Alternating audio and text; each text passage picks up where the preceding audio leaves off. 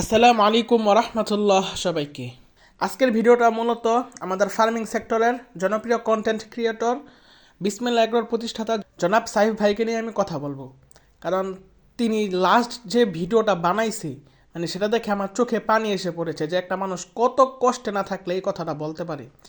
এই যে এই ভিডিওটা, এই যে থাম্বনেইলে যে ছবিটা দেখতে পারতেছেন, আজকে আমি আমার মুরগির বাচ্চা নিয়ে কোনো কথা বলবো না। তবে যারা এতদিন ভিডিওটা দেখছেন আলহামদুলিল্লাহ সবগুলো সুস্থই আছে। তো আজকে শুধুমাত্র বিসমিল্লাহ এগ্রোর প্রতিষ্ঠাতা জনাব সাইফ ভাইকে নিয়ে আমি কথা বলবো। সকলেই জানেন যে তিনি একজন অত্যন্ত ভালো মনের একজন মানুষ। তিনি সবাইকে পরামর্শ দেন, তিনি ভিডিওর মাধ্যমে সবাইকে উপকার করতেছেন।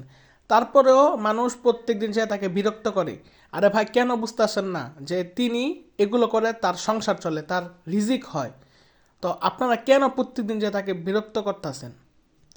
তিনি এমন পর্যন্ত বলছে যে আপনারা শুক্রবারে আসেন, আপনারা আসেন, আমি না করি না, আপনারা শুক্রবারে আসেন।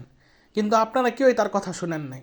প্রত্যেক দিন যান, টাইম নাই, সময় নাই, যে কোনো টাইমে যান আর যে তাকে বিরক্ত করেন।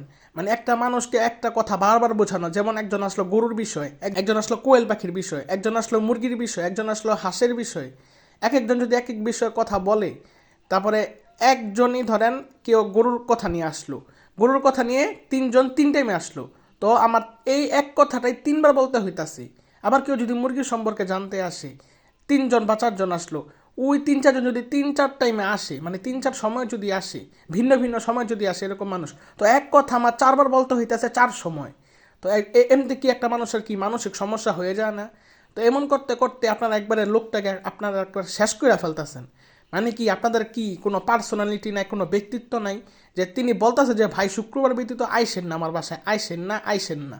আপনারা যান, যে তাকে একবারে বিরক্ত করতে করতে একবারে এখন এমন এক পর্যায়ে নিছেন, এখন কি বলবো আমি, এখন আর কি বলবো, এ কথা আমার মুখ দিয়ে আসতেছে না। তার যে রিপোর্ট আসছে, মেডিকেল রিপোর্ট সবগুলো খারাপ আসছে। তো এত ভালো এক মনের একজন মানুষ যদি আপনারা যদি এরকম মানসিক চাপ দিতে দিতে মেরে ফেলেন, তাহলে আর কি দুনিয়াতে ভালো মানুষ আছে কয়জন? আপনি একজন মানুষকে একদিন, 2 দিন, 10 দিন উপকার করবেন, 11তম দিনে দিন যদি উপকার না করেন, আপনি হবেন পৃথিবীর সবচেয়ে খারাপ একজন মানুষ। মানুষ সবসময় নিজের স্বার্থই দেখে। এখন আপনি যার থেকে যে স্বার্থটা আদায় করতেছেন, সে যে কোন পরিস্থিতিতে আছে সেটা কি আপনি দেখতেছেন না? কষ্ট শুধু শারীরিক কষ্টে হয় না, মানসিক কষ্ট সবচেয়ে বড় কষ্ট। আরও শারীরিক কষ্টে ব্যথা অনুভব হয়, কিন্তু মানসিক কষ্টে ব্যথা, চাপ, ডিপ্রেশন এগুলো সবই অনুভব হয়। মানসিক চাপ কি আপনার ভিতরটাই ভালো নেই, কিন্তু বাইরের দিক দিয়ে সব ঠিক আছেন। এক কথা একটা বিষয় যদি তিন চার মানুষকে বলা লাগে, আর সেই তিন চার মানুষ যদি তিন চার সময়ে আসে, একজন আসলো সকাল 10টায়, একজন আসলো দুপুর 1টায়, একজন আসলো বিকাল 4টায়, একজন আসলো আবার দুপুর 3টায়, এক কথা আমি যদি এরকম ভিন্ন ভিন্ন সময়ে এক কথায় এক বিষয় বলতাছি, এটা কি ভাই? একটা কমন সেন্স তো আছে নাকি?